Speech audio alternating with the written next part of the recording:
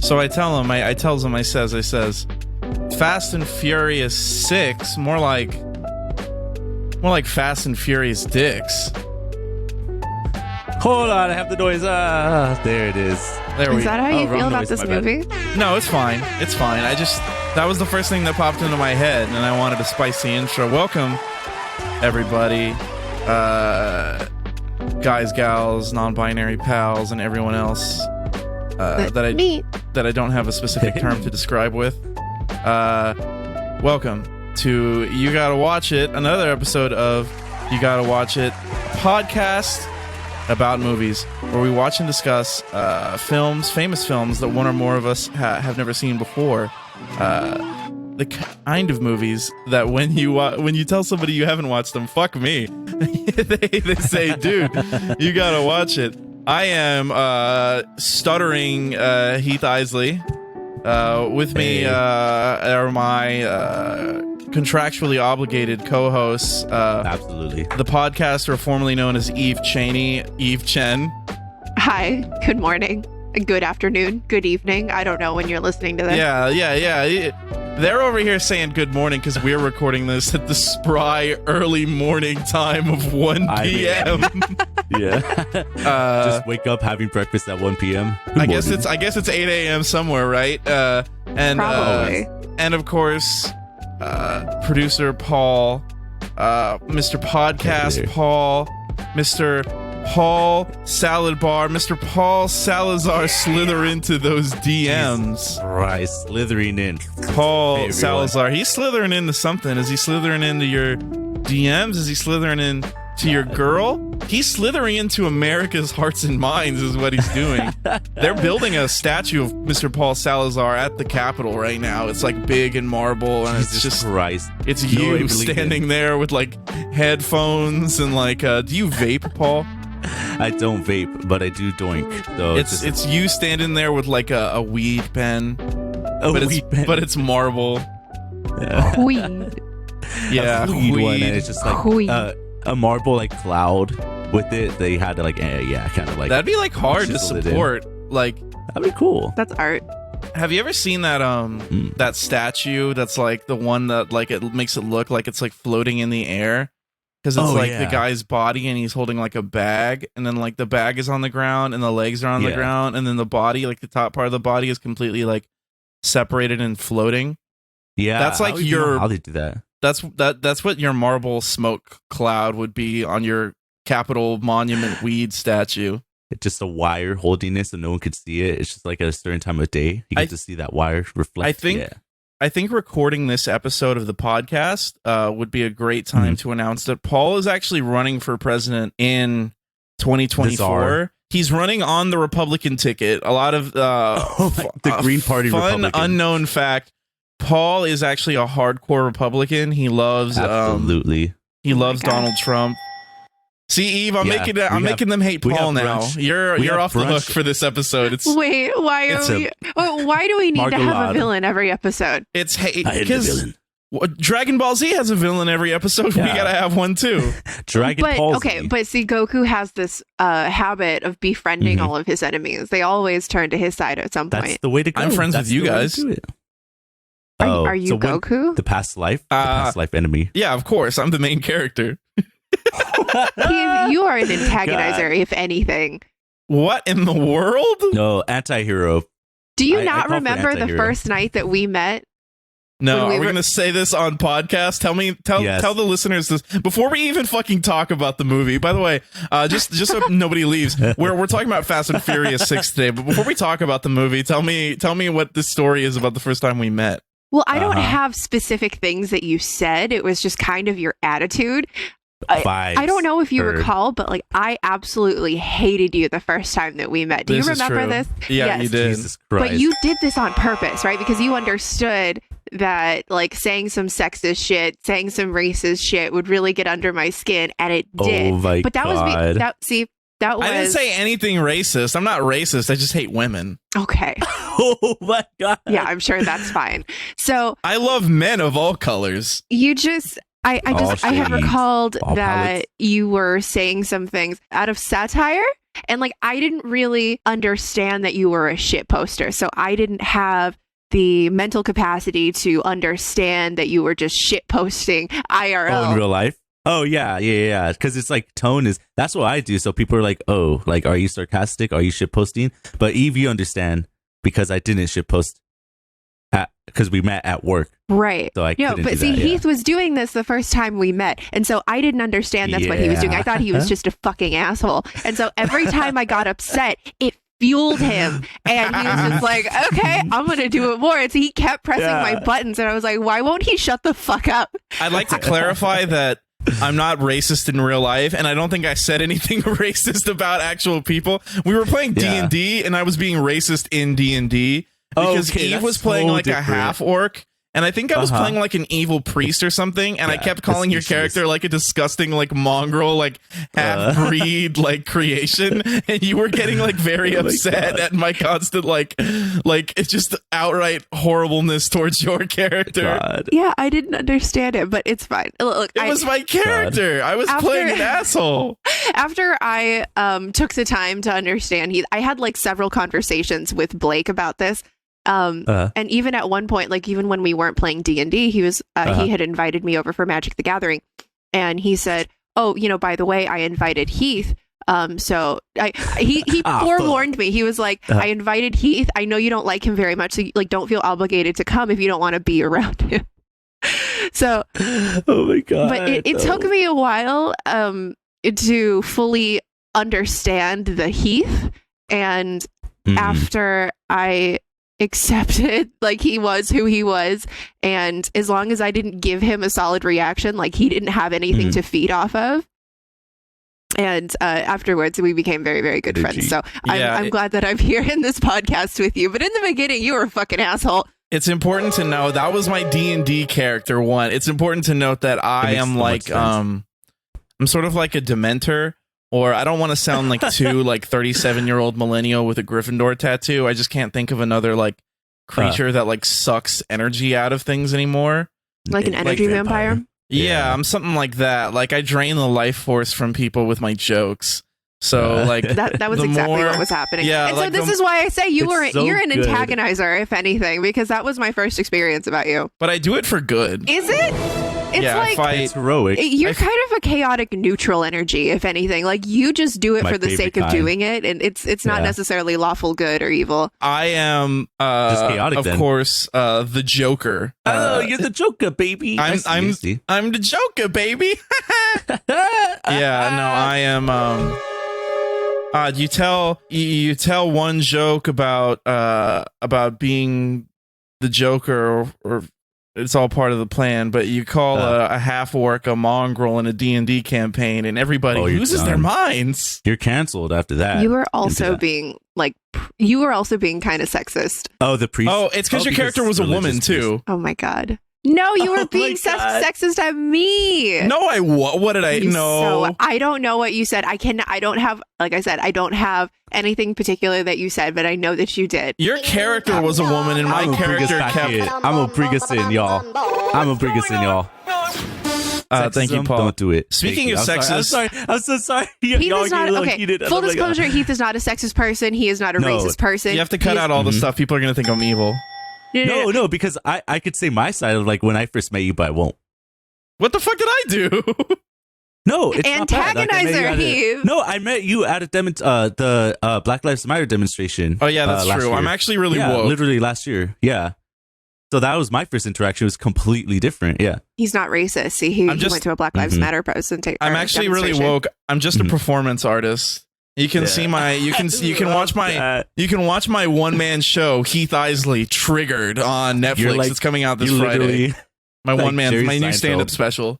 Because who better to talk about social issues than from the perspective of a white man? Yeah, I talk about, all the hot button issues. I talk about kneeling for the national anthem and transgender bathrooms and all the stuff that people want me, a straight white cis man, to comment on. Speaking of hating women, there's some women in this movie that we all hate. Fast and Furious 6, starring the traditional cast of characters. You got Vin Diesel, you got The Rock, you got Tyrese, You got Ludacris. You got Paul Walker. Back, baby. You got from the dead. Everybody. And you also got the two worst ladies in Hollywood, Gal Gadot and Gina Carano, who both just suck ass. Oh my God. When I saw her name in the credits, I was so surprised. I forgot she was in this movie. Do you remember when she was supposed to have like her own Star Wars spin-off TV show? Yeah. And like she fumbled a multi-million-dollar bag that would have set her for life because she couldn't stop being transphobic on Twitter. Had she just shut her fucking mouth, she would have had that Disney bag. But then also she would have never learned that you can't be a piece of shit in general. I don't think she learned that. If anything, she's getting rewarded for being a piece of shit because I'm pretty sure she's like making a movie with Ben Shapiro's production company. Yeah, she's like doubling down on her anti-trans views, and she's being rewarded for it, like by the other side. Speaking of Ben Shapiro's production company, we should talk about this movie at this point because I think it'd be a fun episode. Like, sorry to delay the conversation about this movie, the Fast and Furious 6 again. Ben Shapiro's production company made a movie that's like a Die Hard knockoff. But it's about like a teenage girl, I think, who is like trapped in a school during like a school shooting. And it's like Die Hard, but she's trying to stop the school shooter. I don't understand, but like that's a really heavy topic to begin with. But then also like the concept is a little insensitive. And I guess at the time Die Hard was too because of that incident that happened. I forgot where. Well, it's also like made by Ben Shapiro, so you know it's going to be made with all like the subtlety and care of like a sledgehammer, like fucking God. But like going onto a squishable. What was the intention of this of the movie? Was it supposed to be like anti-gun or? I haven't seen it, but I'm pretty sure it's probably like pro good guy with a gun, if anything. Or pro cop. So yeah, some shit like that. I mean, do we really think Ben Shapiro is going to be like make an anti-gun movie? No, I don't think so. But like that's the first thing that comes to my head. So like I can't imagine it being anything else. No, I think it's just like, or it could be like mindless, like just stupidity. But okay, good. Yeah, let's traumatize these kids that have been in life or death school shooting situations with a shitty movie. Like literally, because I do work with like the Sandy Hook Project, and like there's such it's tragic stories that they share and everything. And I'm like that. I imagine like a movie that like tries to pay homage to something that's so horrific and like terrible for families to experience. I'm like, dang, just like don't do that. Make a PSA short video if anything, but don't like play on that narrative because it's very insensitive and it's Ben Shapiro. I am generally okay with like making art out of anything. I do think, however, that Ben Shapiro probably is not the right person to make a school shooter movie or like to produce a school shooter movie. I've seen some like short films about it, and like it's I agree with that, like where it's like it was still responsibly done and respectful to the victims and their families, but Ben Shapiro, no. Yeah, we should mention we're actually. Oh, sorry to cut you off. I just wanted to say we're actually going to have Ben Shapiro on the show next week. Oh, good. So we're going to beat him up. Yeah. Yeah. Oh, Ja Rule's going to beat him up with his flaccid penis. Actually. Holy shit. We haven't talked about Ja Rule. We need to make like a Ja Rule penis watch like segment every episode where we check in on this penis. Or just Ja Rule in general. No, but actually, we're having Ben Shapiro on next week because Paul is actually a really big fan of him. Paul DM'd me. He was like, hey, like I love Ben Shapiro because he's such a smart conservative like me, Paul Salazar, who is a conservative who loves Ben Shapiro and is a Republican. There it is, there everyone. Yeah. Speaking of tragic stories, as Paul said just a moment ago, let's talk about the tragedy that is Fast and Furious 6. God, you think it's a tragedy? Story-wise, the best actress of all time dies. Gal Gadot. No, but. This movie is a tragedy in the sense that up until now, with Fast 9, this was the final Fast and Furious movie to be directed by Justin Lin, who shepherded this franchise into greatness. So I want to give him the proper respect he deserves. He directed 3, came on with 3, directed 4, and then fucking revolutionized this franchise with 5. He's here on 6. To be honest, I think diminishing returns because this movie's not as good as 5. But now at like 20 minutes into the show, let's get into it. initial impressions of this movie, you two. Paul's the only one who hadn't seen this movie previously, right? Yeah, this is the one I accidentally watched before 4, I think. Or 5.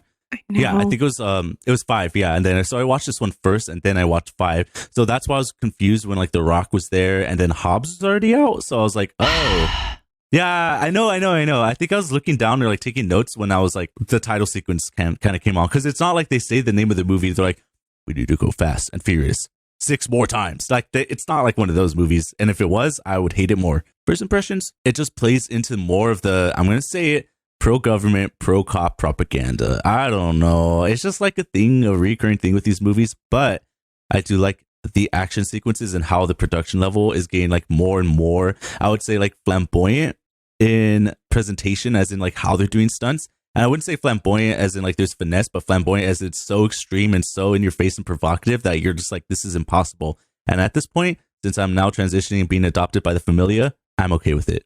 There we go. Accepted. You got to realize this. These movies aren't pro cop. They're pro Familia. They're pro Familia. Yeah, we don't like Hobbs because he's a DSS agent. We like him because he's a member of the Fast family. And the rest of them are not deputized. They don't have badges. They're just they're all just guys and gals being dudes. Yeah, if anything, this Fast and Furious doesn't use cops as a way to they don't use cops as good guys. They're kind of just a means to an obstacle, if that makes sense. I can see that. No, I could see that. Yeah, because Dom's like new Brazilian cop lady, like she leaves the force to be with him. So it's kind of like you don't have to be part of the system of injustices to be part of justice.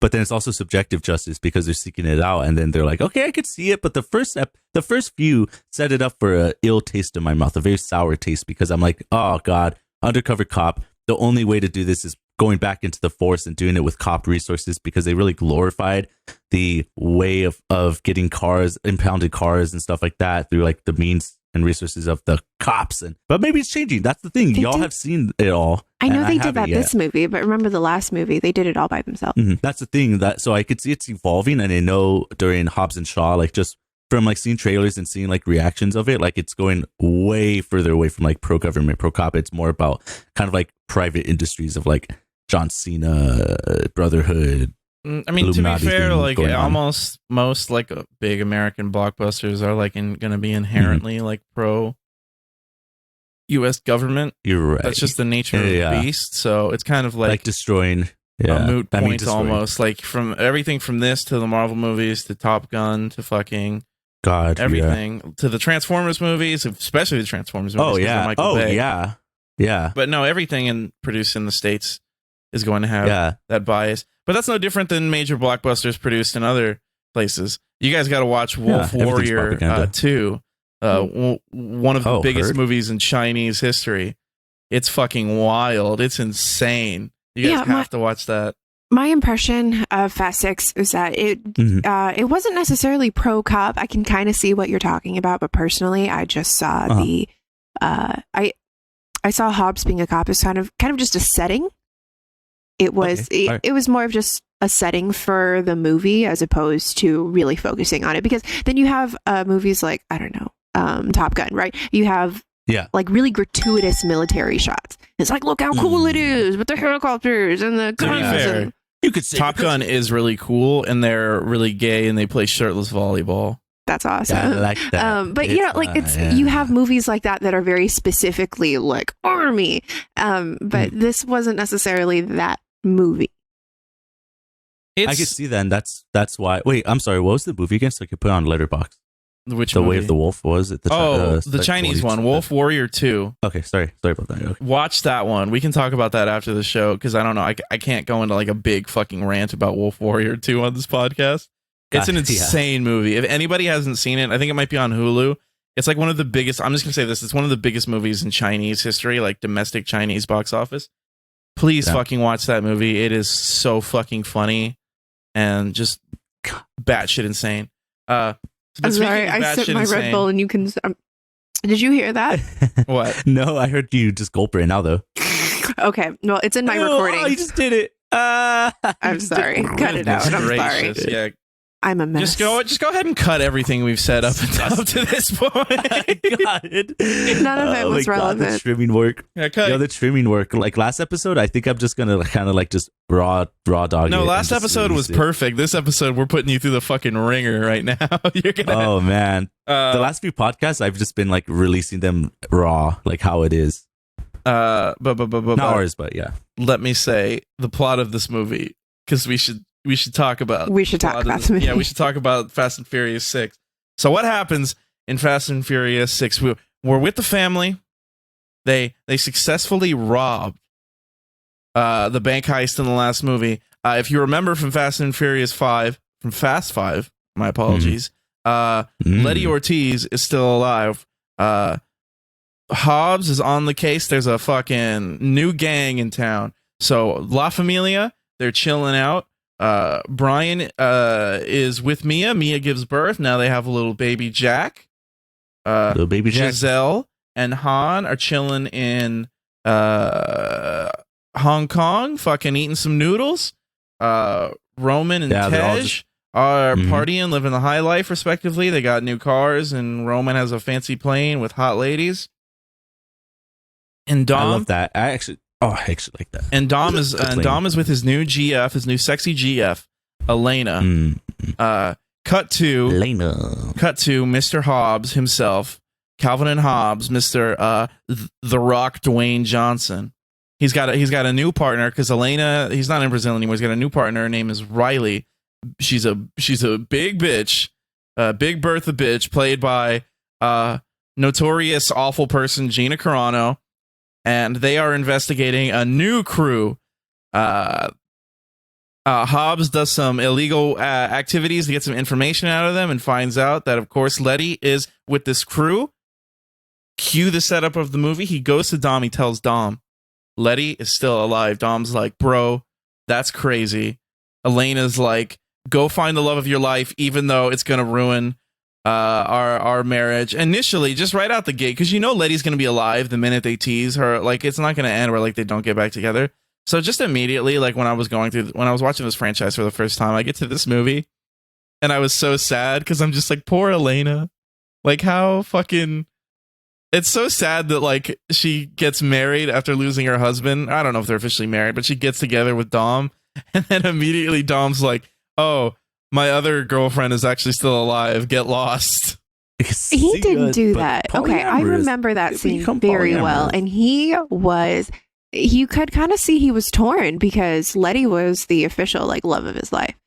And he was like, but I have this really great relationship with this new woman. And so he was like, where do I go? Which way do I go? What do I choose? And so he needed her to give him that okay. I think that whatever she told him to do, he probably would have done. I think that if she had come to him and been like, you know, like, he's a yes man to her, for her, not necessarily. Like, he would have had feelings if she had said, you know, like, I want you to stay with me. He would have done it, I think, but I think he would have had regrets about it. And so, but he needed her to tell him that it was okay for him to go after Letty, and needed to find out for sure whether she was alive. And she said it herself that, you know, if there was even a chance that my husband was still alive, like, I would go. That's true, but even still, I feel bad for her as a character. Like, it's just such a sad fate for them to be like, we're gonna introduce this new character who Dom is with, and then immediately be like, actually, get rid of her, because she's not in, spoilers, she's not in the 7th movie, if I remember correctly. Like, so it's not like she like and she doesn't become like a part of the family separate from that. So it's not like they give her another role in the franchise. They're just like, oh, well, the usefulness of you has run out. You were Dom's replacement for Letty, and now the original is back. So fuck out of here. Like, I feel bad. The way you say the original's back. It's just, it's sad, man.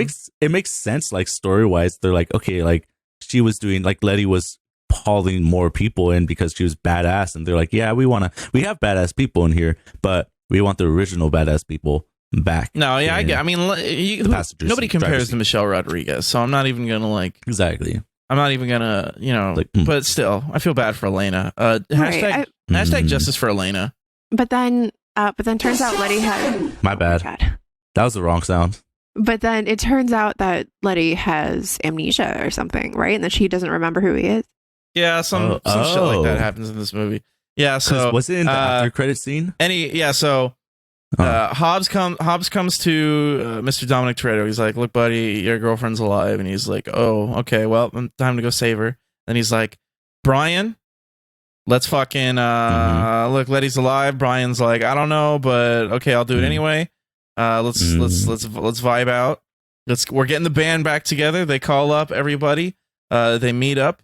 They're all and they go to old London town. We're doing a British adventure, British invasion. This movie. They're in finally jolly old England, and they're all having some fun. They're trying to get Owen Shaw, who is like a master criminal who has his own team, and his team is one of my favorite like tropes in movies and television. One of my favorite gags.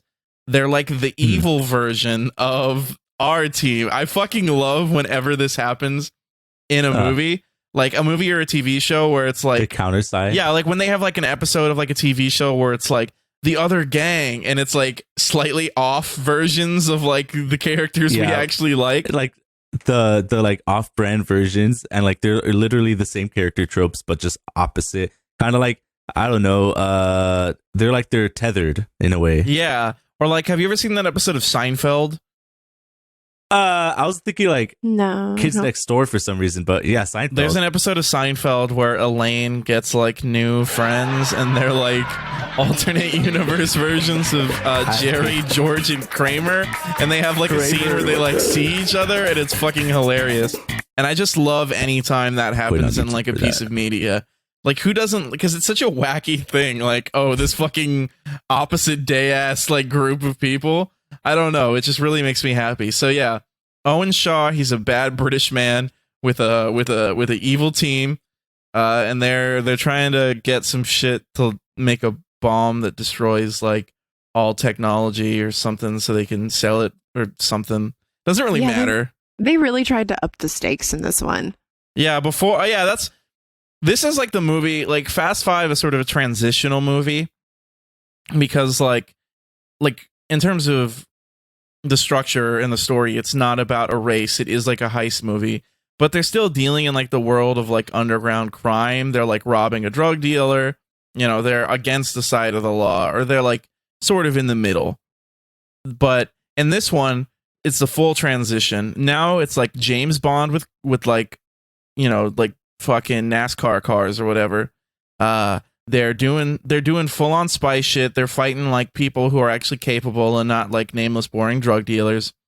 And the stakes are raised infinitely. It's not about like a drug dealer who owns Brazil and just has money and he's going to kill us, or us being arrested, or racing a car to get the girl. It's about saving the world, or at the very least like saving like America. Only America, because like, so Owen Shaw is he's like anti-Russian, so that's the thing, like they're still like anti-communist and like anti like other countries. Like there's still some like, I don't know, like indication of a war going on in the world. Well, yeah, because they say oh, like the thing they're building, it's not like a WMD, it's not like a weapon of mass, it's not going to cause global annihilation. It just shuts down like technology in a country for 24 hours, and presumably that's going to be used on America. I don't remember if they say that explicitly, but I think that's the assumption, because most of our characters are American, and the audience is watching it from an American viewpoint. I guess if you're watching this in like Shenzhen, China, you might be thinking the Fast crew are gonna like save China. I guess it's intentionally ambiguous to sell it to the biggest market possible,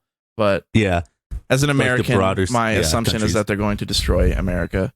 So which is why they care. Yeah, that can't happen, but they don't really give a shit about that. They care about two things. They care about Letty, and they care about cutting a deal with Hobbs to get their freedom so they can go back to America, because Spain is nice, but it just doesn't feel like home. So they're like, all right, let's suit up. Let's get this guy.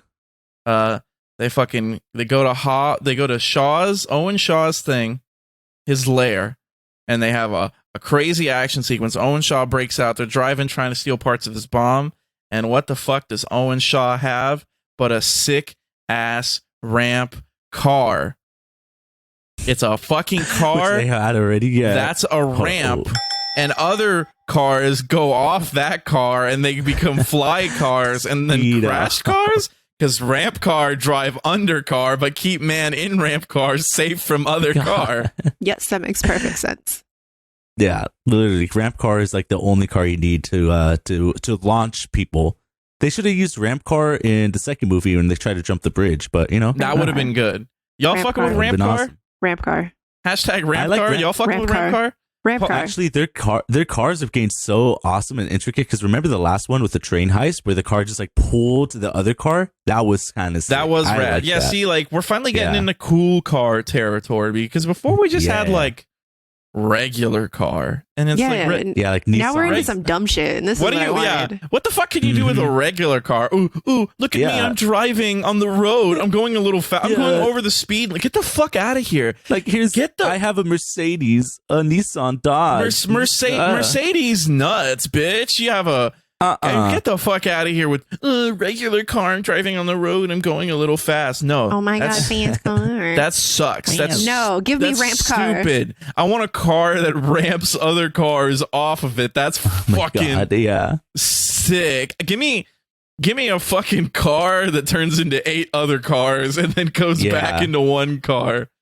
Or give me a fucking clown car.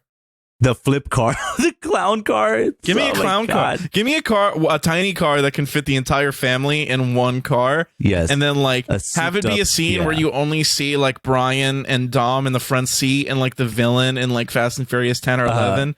Like they're like, oh, it's just the two of you? Like, this will be easy. And then, like, the door opens and they all come out of the small clown car. Yeah. No, it's like the original cast, and it's just like applause each time they come out, and they're like, yeah, like, you know, like waving and stuff. No, that's too cute. Give me a little Prius. Give me Ja Rule's. Give me a close up of Ja Rule's penis.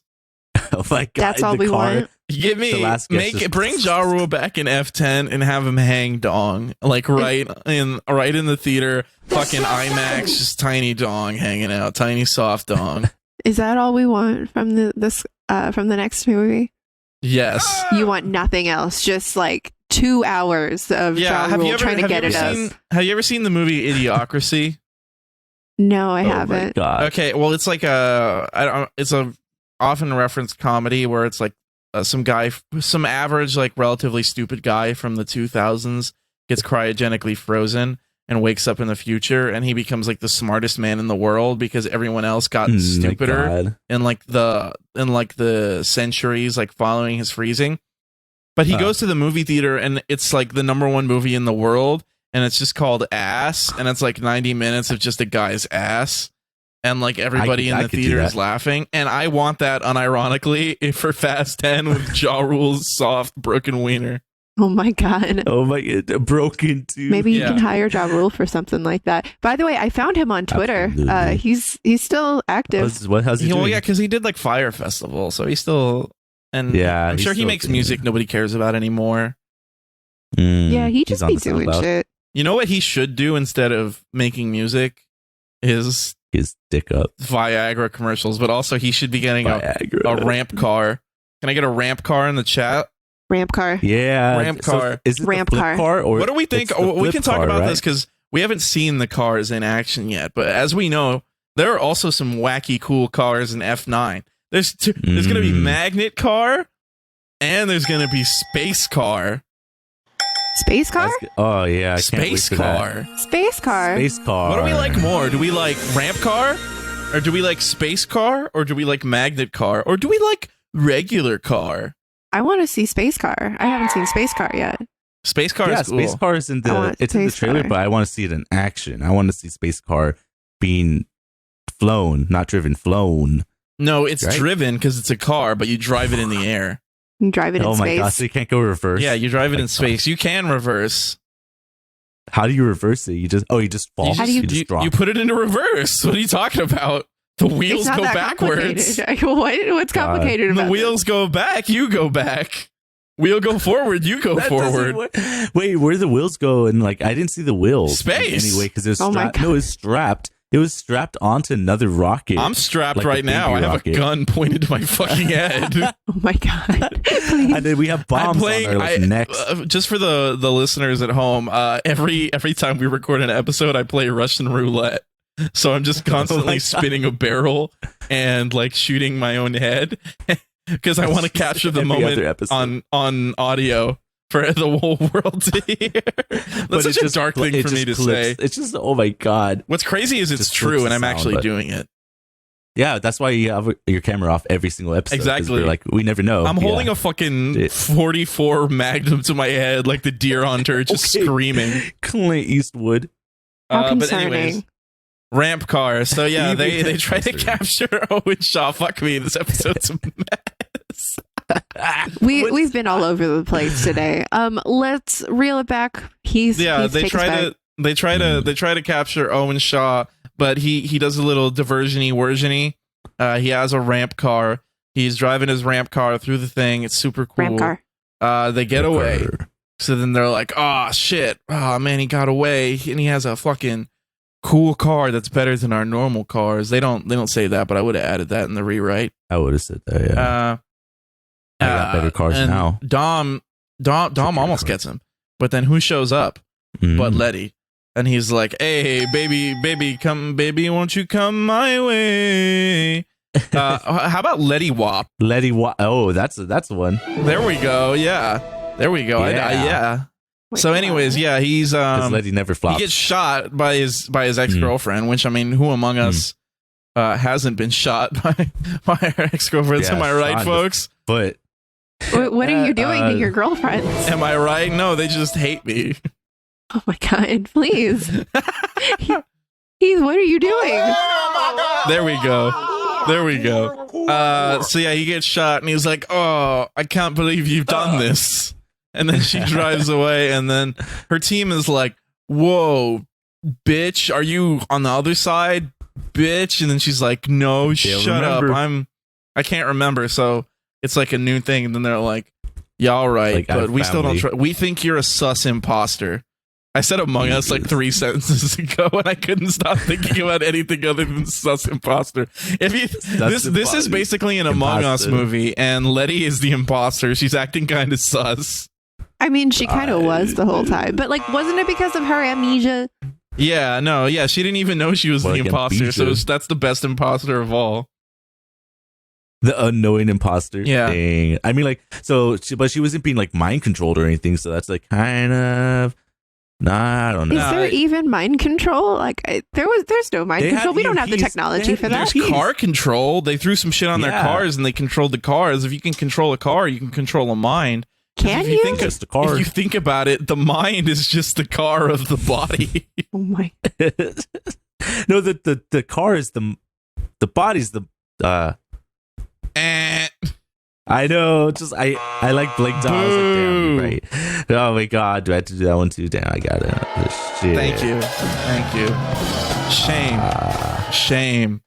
I don't have that one. That's disappointing. So yeah, they throw some mind control shit on the cars when they're having their little battle in the streets with the fucking ramp car. So they're like, we got to do some shit to get these guys. Let's get some cars. So they go to a place. Hobbs and Ludacris. They go to a place to get some fancy old cars, and then an old rich British guy is like, "Oh, you couldn't possibly afford these cars because you're black and you don't have bling on, and you are stuffy and you're not wearing expensive clothes." And then he's like, "All right, let's buy all these cars and also get naked." So they buy all the cars and they make him take his clothes off to humiliate him, which I thought was particularly hilarious. Because it's funny. You got it. It's funny whenever somebody gets humiliated on camera, and also I have a humiliation kink, so I was like, damn, I wish The Rock was telling me to get naked. He's like, yeah, and take off your clothes. Yeah. That's it. Well, The Rock, like, it's always the way he says it in these movies, like his delivery. They always either give him that to play on the kink or the F-bomb. Yeah. So I respect it. Paul, if The Rock told you to take off your clothes, would you do it? Yes. They'd be off. I know that wasn't directed at me. But no hesitation. I would ask him to put my clothes on so I could see them like rip as he can't put them on. Oh, I thought you meant ask him to put your clothes on him and or on you. Yeah. And he's like dressing you like a child. That'd be kind of cute. Oh my God. He's like, there you go. Yeah, The Rock's like, put your arms up, buddy. Yeah, and he keeps on trying to put the arm sleeve over my head, and it's just too small. I know that this is weird. Okay, I know that you're talking about this like it's a weird thing, but have you ever been dressed by somebody else as an adult? No, not as an adult. Oh, fuck. It's actually really nice. nice. I sound like a fool. It's cute. Yeah, it is really cute. It's a very like intimate thing. It's very cool. I live alone, and every morning I wake up and the song Johnny Cash, like the song Johnny Cash, the song "Hurt," the Johnny Cash version starts playing as like as like I splash water on my face and I stare at myself in the mirror and like look in my eye bags and like all the pain and scars I carry. And that's when I pull out the revolver and I just start spinning and pointing it at my head. God. Heath, are you okay? I feel like you've made a lot of references to like. No, I'm locked in like a Groundhog Day-esque loop where every day I record a podcast and I've been here for 50,000 years. Oh my God. That's like the scene of like Doctor Strange with Dormammu and stuff, but that's just purgatorial. Yeah, but it's just me being trapped in this hellhole of a life. I would hate that loop because I've done that loop. Yeah, I would hate to live in any time loop. Like, imagine like having to fucking anything. Wake up and you got to see the same asshole on the street every day. And he's like, damn, wait, I don't walk on the street. You gotta wait. You wake up every day and you go to Target and like the same guy is out there trying to sell you candy bars and your social anxiety is like, fuck, now I can't go into Target. Yeah. And you gotta do like that every day. Up to him is like, do you look at him? Like, when do you make eye contact? If you make eye contact and then you're like, dude, I got like extreme social anxiety when like I was getting gas at Costco yesterday for some reason because there's so many people and I was just like, dang, they're all just gonna be watching me pump gas and there's like a lot of people and like I don't know, I was just like, dude, should I just leave? I always choose a pump that nobody else is around if it's available.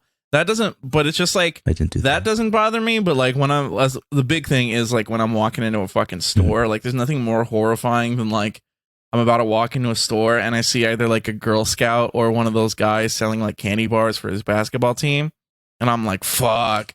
And then I like walk all the way around to the other entrance on the other side of the store, even though I parked on the opposite side, just to fucking avoid having to like buy Girl Scout cookies. And then they're still fucking there on the other side. They're smart now. They started posting up on both sides.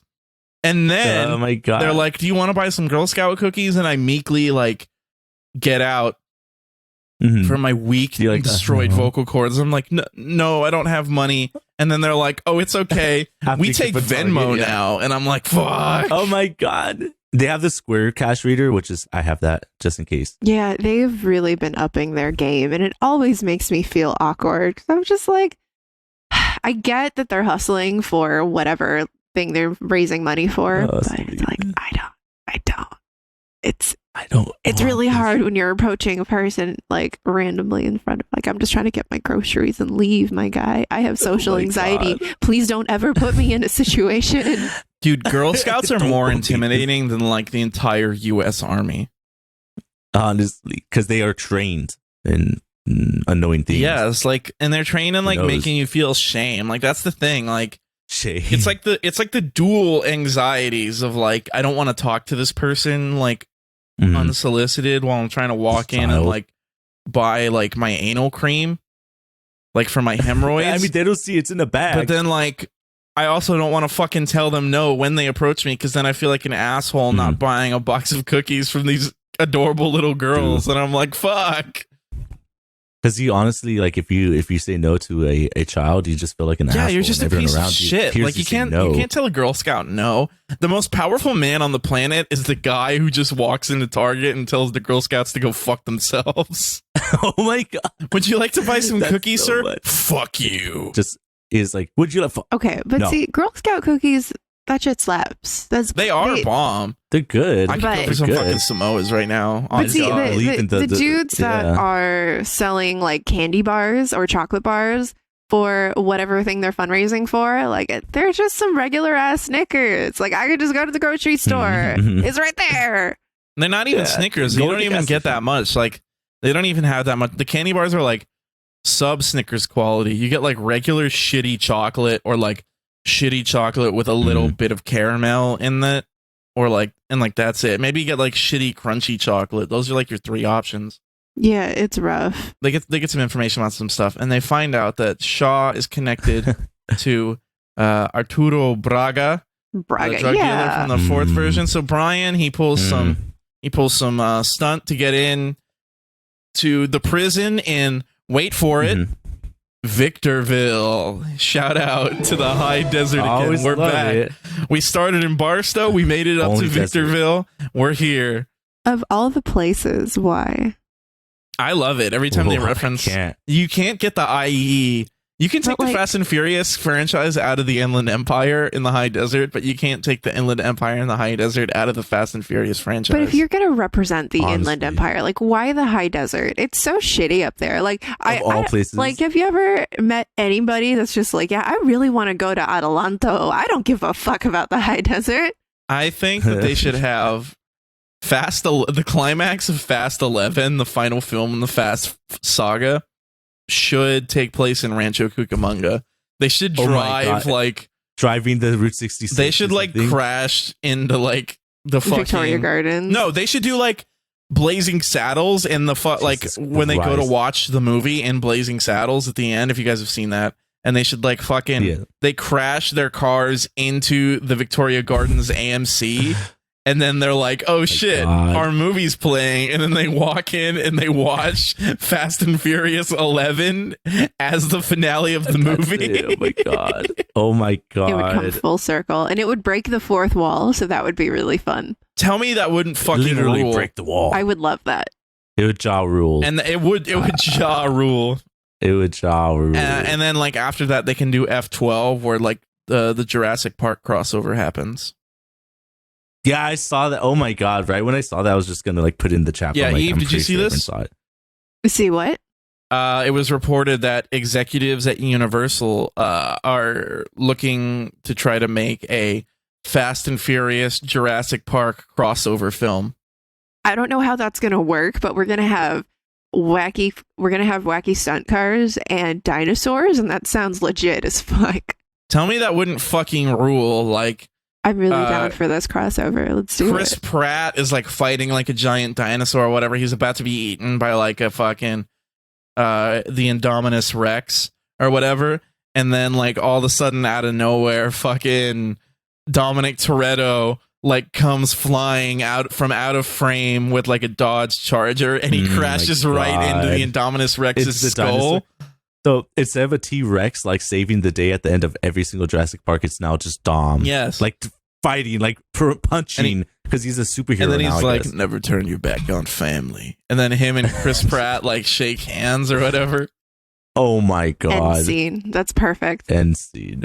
They should let me write these movies. You should, Heath. Honestly, like if I had the money to give you that kind of budget, I totally would do it. I'd fucking rule. I would just encourage you. If anybody from Universal is listening to this, question 1, why?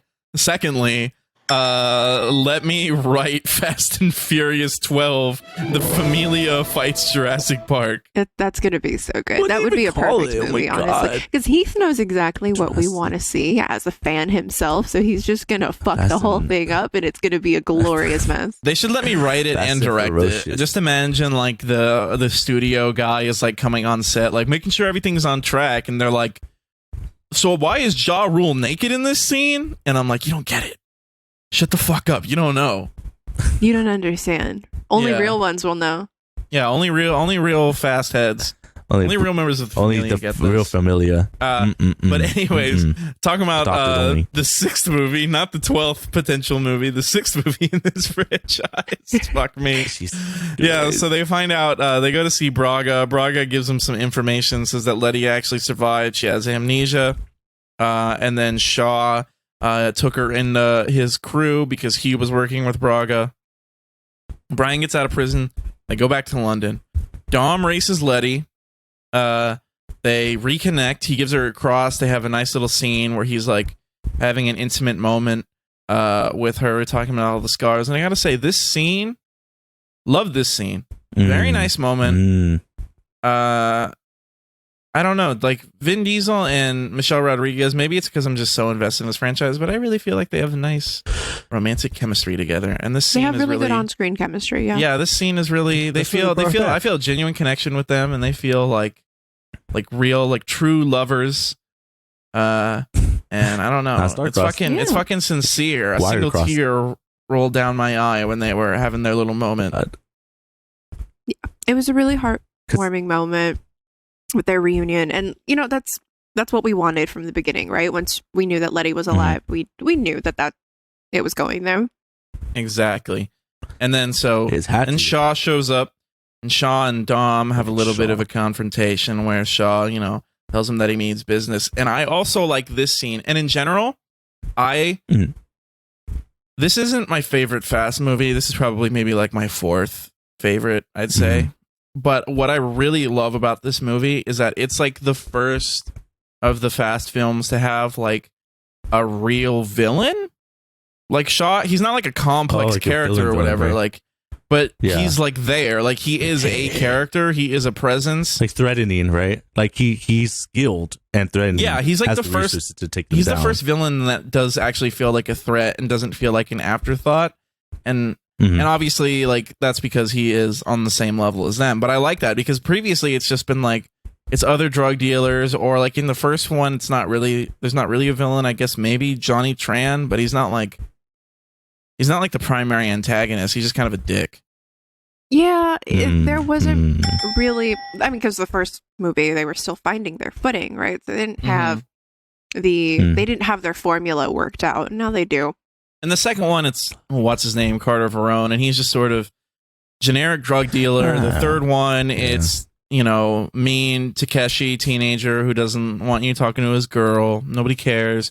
Fourth one, it's Braga. Nobody cares. Fifth one, it's another drug dealer. Nobody cares. This one, we finally it's a drug dealer with like multi-international, which he has more resources. He has the money and crews, but like it wasn't as it's not, and he's not a memorable character. I mean, Owen Shaw, like I said, he's not like the most memorable, but it's like he is a presence. It's nice to have. Wait until we meet his brother. That's true. We will talk about his brother. So that happens, but Dom's like, I'm not fucking giving up. Suck my wiener, Shaw. Suck my flaccid wiener and make it hard in your mouth. I feel like we wouldn't really talk about Fast 6 if we didn't talk about the airplane scene. Oh no, that's at the end. Are you talking about like the final, like the? What are you talking about? I'm talking about the 16-mile long runway. Oh yeah. Well, no, that's at the end. That's at the end. We'll get there. I'm just taking things chronologically. Okay. So they have they realize that he's going to attack a NATO base in Spain. So they go there. They have a little battle on the highway, which is the most fucking in which Dom does the most fucking insane thing that any character has done in this movie up until I think like Hobbs and Shaw. He fucking like saves Letty. He like jumps and like catches Letty like mid-air and fucking lands on a car. And like, let's be clear, these are not superheroes. He's not Captain America. He has not had any sort of super soldier serum. These are men and women who like can use guns and fight and drive cars. This man is dead if he does this in real life. If not dead, like paralyzed from the fucking neck down. And Dom just fucking does this shit. Like, this would hurt like an actual superhero. And via the power of his love for Letty and La Familia, like, he just fucking does like insane physical acts that no other human being could ever do. And it's fucking bonkers. He's thick. And these movies have gotten progressively more and more ridiculous. I've said this before, I'll say it again. This is exactly what I came for. I love these fucking stunts.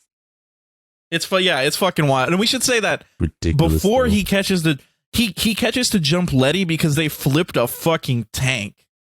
Like, yeah, with the flip car. Yeah, like it's fucking rad. So they capture after he saves Letty with like an inhuman like feat of physicality. They got him captured. But meanwhile, Shaw also double captured because he captured Mia. So Hobbs releases Shaw. Oh yeah. And then fucking what's her name? Gina Carano reveals that just like in real life, she's the villain. It was a double cross. She was bad, which I feel like you just know inherently from the beginning of the movie. And maybe it's a more effective twist than like number 4's twist, where it's like, actually, I was Braga. Bad when we knew all along it was Braga. But I don't know, like, I feel like you see Gina Carano on screen and you're still just immediately like, oh, this person's bad. Like, she looks angry and mean. Oh, yeah. And not in like a funny way, like The Rock. Yeah. It was way more effective in the way that they presented the twist. Yeah, that's it wasn't a twist though. I mean, like narratively, no, yeah, it works. Like I'm just saying, like it's not a twist for me because I'm just like Gina. Of course, Gina Carano fucking sucks. Because we fucking hate her, anti-trans ass. Maybe if she was like a better person in real life, it would be more effective. If, like you saw her in a movie and she like didn't know she was the bad guy, and you're like, oh no, like what movies? But yeah, no, she's a terrible person. Yeah, fuck her. Is she typecasted for like evil people, or she's like typecasted for like big, strong ladies? Oh, okay. So you could like, I guess people can tell they're like, maybe not so suspecting, but yeah. Was she in like UFC or something? Yes. Oh, okay. That makes a lot of sense. Oh, okay. Yeah, a lot. Wait, like how John Dwayne The Rock Johnson, like that's how he started. That's fucking crazy because you think like in like 4 movies in a row, there's like a bad woman because in like 4 and 5 you got Gal Gadot. And here you got Gal Gadot and Gina Carano, and then in 7, not sorry to spoil this for you guys, but Ronda Rousey is in 7. No fucking way. Yeah, Ronda Rousey is in that. Why is it always okay? For some reason, I've noticed this trend that like UFC people, they always try to break out of the scene and become like big movie actors. I don't get it. Well, Ronda Rousey specifically has been like, I think, trying to do stuff because she got knocked the fuck out and like lost her like undefeated status, and then she tried to get it back, and then she got knocked the fuck out again. Oh my god! And was like crying on camera during like the fight or whatever. So it was like, do you remember the Super Hot like videos, like the Super Hot Fire rap battles? Yes. No, I remember rap battles of history. We're not talking about no. You haven't seen Super Hot Fire? Yeah. How have you not seen Super Hot Fire? This was like the defining comedic event of the 2010s. I wear glasses and a jacket. Glasses, yeah. But anyways, there's in the final Super Hot video when he like gets beaten by Soulja Boy and he's like crying while Soulja Boy takes his glasses. Yeah, that was like Ronda Rousey when she got beaten in that fight. So I think then she decided to like be an actor. I think she's in like one of the new Mortal Kombat games. Like she did like motion capture or something. Oh dang, that's kind of cool. That's an accomplishment. But Ronda Rousey, I'm pretty sure, is also like an asshole. I think she's also super conservative. I could be wrong on that. If I'm wrong, apologies to Ronda Rousey, but I'm pretty sure I'm right. It's like some Midwestern thing. I mean, I feel like that just goes with the territory. Like people who want to like fight each other for a living are usually like, I don't know. They're not like they're fine for the freedom. Yeah, exactly. They're like hoorah Americans. Yeah. But who rawed Americans? Huh. But yeah, so some shit goes down. Letty chooses to stay with Dom, but Shaw escapes because they, of course, have Mia.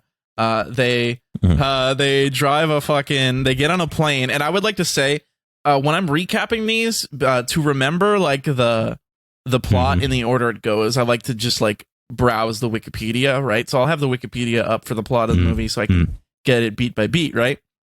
And on the Wikipedia article for this movie, it says verbatim, Shaw's group board a moving Antonov AN-124 on an exceptionally long runway. Like that's in the fucking synopsis of the movie. Because they know it's unrealistically long and it's ridiculous. I want to get to the scene. So we're here. So yeah, we should say the final action sequence takes place on a runway and on a plane that Shaw's crew were trying to escape in. Our heroes are trying to stop them, and they're like chasing the fucking plane as it's like about to take off. And this runway is like 100 miles long. Like it just keeps fucking going and going and going. It's fucking ridiculous. So, okay. So specifically, I wanted to talk about this because are you guys familiar with the Mythbusters on YouTube? Yes. Okay. The right. Mythbusters. So their whole thing is that they talk about things from movies, or common myths, and they like either they bust the myth and they prove that it's incorrect, or they prove that it's right. And so they did one about this particular scene, and they did all of the math and they wrote it all out of like how fast they were going, right. And they determined that the runway had to have been at minimum 16 miles long.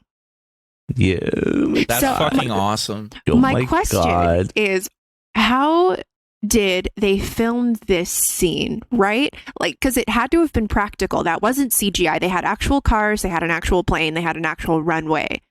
So did they just back the plane up and then make it go forward again and then keep filming? Yeah.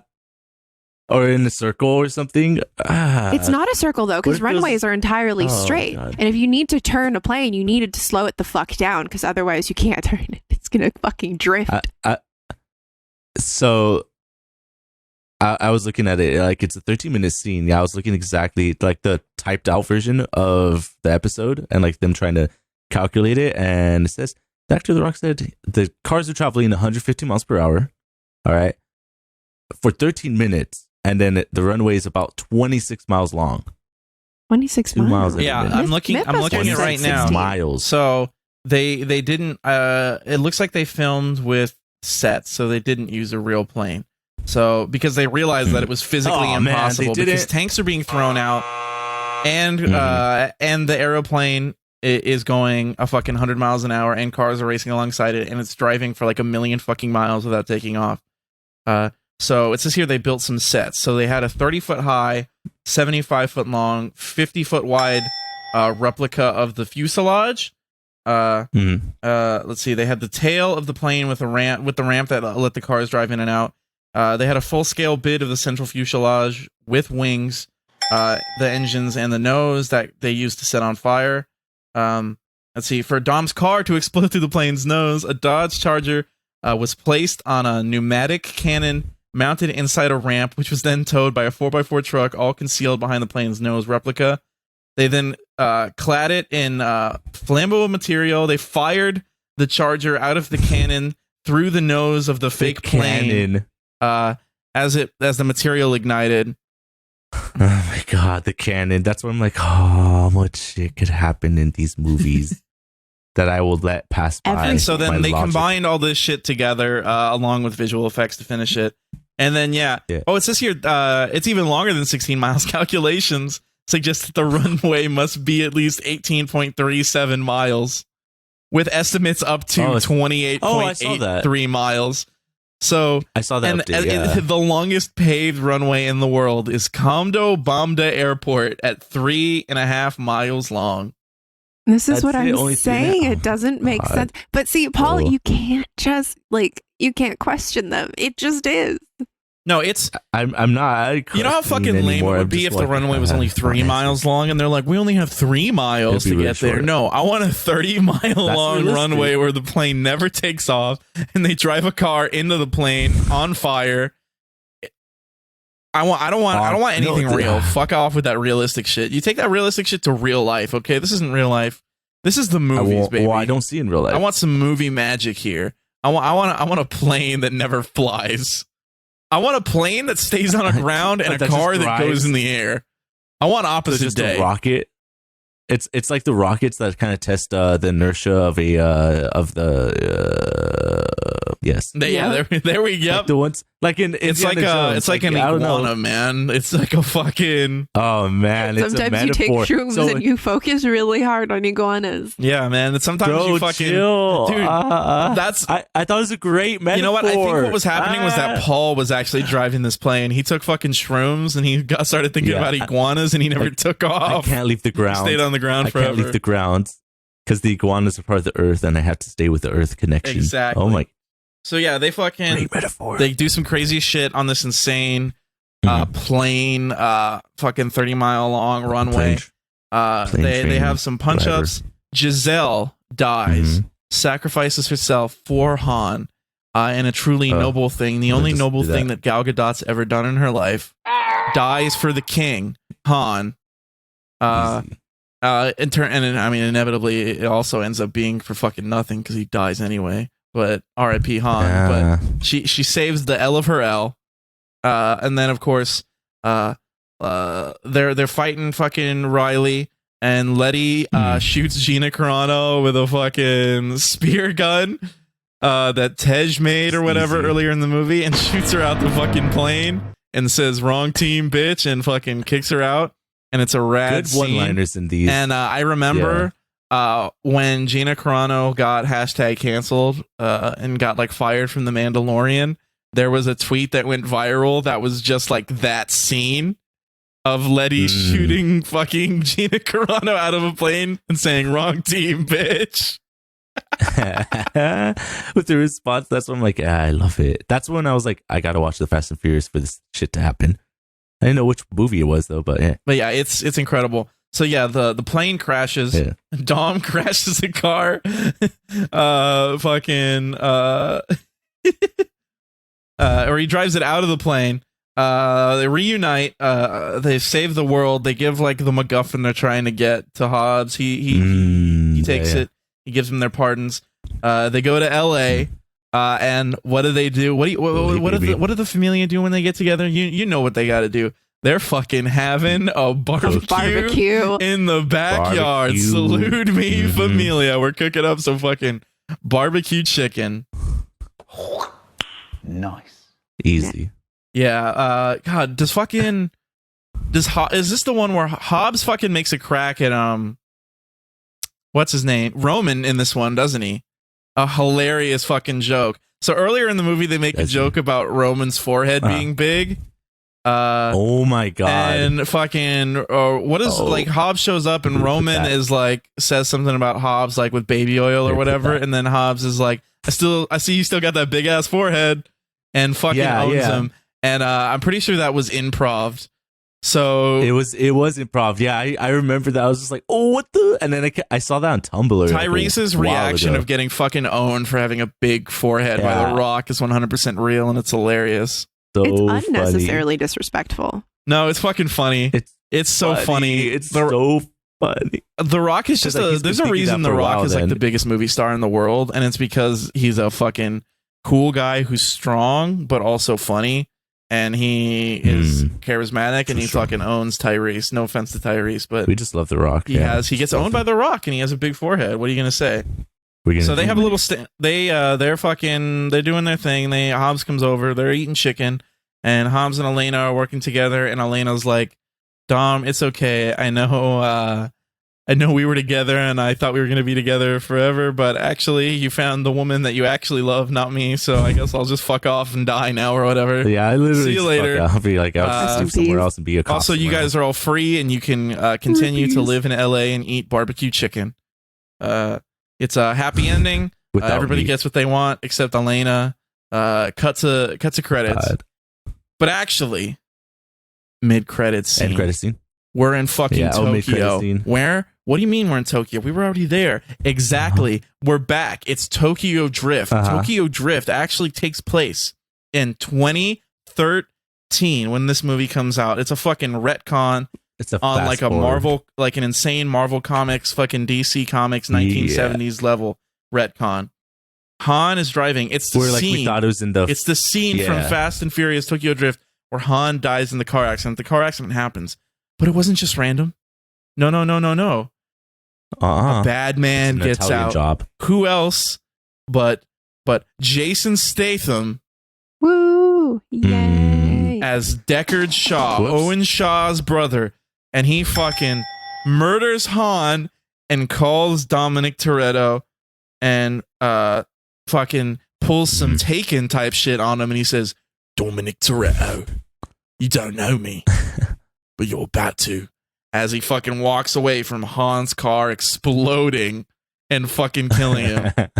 Dominic Toretto, why? You don't know me, but you will. That's exactly what he sounds like. He's a very British man. Jesus fucking set up immediately for Fast 7. You're fucking amped. I'm amped when I watched this. When I saw the scene, I was like, fuck, yes, we got fucking the transporter. The guy from that one movie where he like bites energy lines or whatever. You know what I'm talking about. You guys seen that one? I don't think so. Hold on. Bites energy lines? It's like something. It's like amp or charge, some shit like that. I'm forgetting the name of the movie. But we got Mr. Jason Statham. He's coming in. He's getting revenge for his brother getting fucked up. He is gonna fuck the Familia up. We finally got a real villain in the house. Resources and all. This is a Fast and Furious. Exactly, by an actor that people know, that people like it's leading in to the biggest movie in the franchise, one of the biggest movies of all time, Fast 7. I'm sorry, Furious 7. My apologies. I fucking just name them all Fast just and Furious. Furious 7. Fucking up the name. But anyways, it's leading in to Furious 7. Ferociously. Our favorite villain, Jason Statham. That's right. Jason Statham is gonna fucking fight The Rock in the next movie, and it whips ass. There he is, bald ass looking motherfucker. I love that for us. I can't wait. He's fucking rad. I will say honestly, I think this little tease is my favorite part of this movie. Honestly, this is sort of like a middle. Now that we've talked about it in a very like a messed up fashion, I want to say that this is sort of like a middle ground in the franchise for me. It's like it's not bad. It's enjoyable, but Fast 5 is just like, it's so tight. It's so like simple in its execution. And then 7 is like, it's going so big, and you have James Wan directing 7, and stylistically he adds something like to the franchise that like very few directors. I mean, Justin Lin's a good director. I like Justin Lin, but James Wan to me is on another level action wise, because he then went on to direct Aquaman, which is also an excellent looking movie, and it has incredible action. So I just really dig James Wan as a filmmaker. So 5 and 7 are like the two poles of like excellence in this franchise, and 6 is sort of in like an awkward middle ground between them. It's like moving more towards the ridiculousness that we get with every franchise, but it loses the clean simplicity of like a heist action movie that 5 has. It's good by all means. I don't dislike this movie at all, but it's not, because they're trying to get more into the heisty stuff. Yeah, it's not my favorite.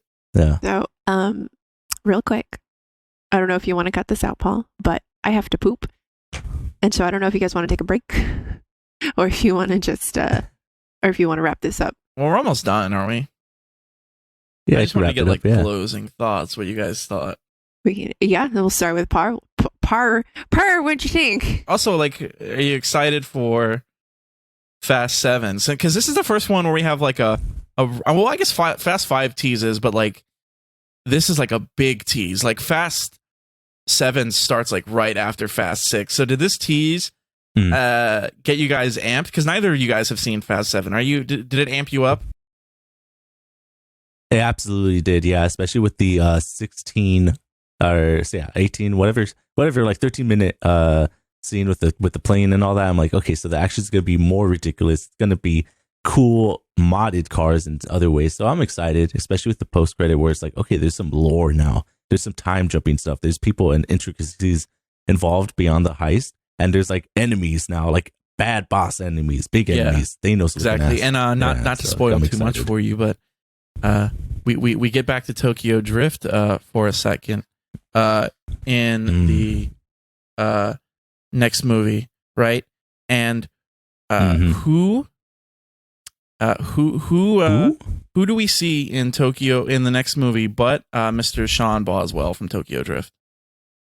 Shiny boy. Yeah, so Eve, you amped for number back. 7? Yes, but also no. I don't care about Sean Boswell. I don't want this man back in my life. Well, not Sean Boswell, just in general. When was Sean in your life? Damn. All right. I don't want this man in my life. I don't want any men in my life. Okay. Fair enough. I'm just kidding. Yes, I'm super hyped for this next movie. Honestly, it's a little sad for me to hear that you didn't love Fast 6 quite as much as I did, because this is like one of my favorite installments. Granted, I haven't seen all of them, but of the ones that I had seen, you know, from the first one up into here, like 5 and 6, top tier in my opinion. I don't dislike this movie. Like I said, I like it fine. I like it's just not, it's not my favorite. It's like 4th. Well, we're gonna see why, but like so far, it's just getting so much better. And like 5 and 6, yeah, definitely 5 and 6. So yeah, Fast and Furious 6, good movie, great movie, best movie? Question mark. Great movie. Great. Good for movie, now. Yeah. Good movie / great movie. Good movie. Great movie. Yeah. I would even say tolerable, but hey. Tolerable. Oh, whoa! Wow, what? No, I said I wouldn't say tolerable. Oh, okay. That's what I'm saying. Yeah, Paul, you almost ended this on a sour note. Well, I guess that's it for today, ladies and gentlemen, and non-binary friendos. Everybody, have a lovely rest of your day. Thank you for listening. Stay tuned next week or whenever we get the next episode up for numero 7. R.I.P. Paul Walker. Cast 7. Follow us on Twitter. Follow at Gotta Watch Pod. So follow us on all the podcast listening services that you listen to podcasts on. And please give us good ratings, because we rely on it. If we don't get good ratings, Heath is going to detonate our heads. That's true. And I will pull. I'll like go 6 shots on my Russian roulette revolver, and I'll just end up blowing my head off. Oh fuck. Yeah. Also, so we're gonna be safe. I believe I said this already, but have a good day. Thanks for listening. Thank you so much. Leave a comment. Thank you. Thanks for sticking around for this episode of Fast and Furious. I'll see you guys next time. Adios.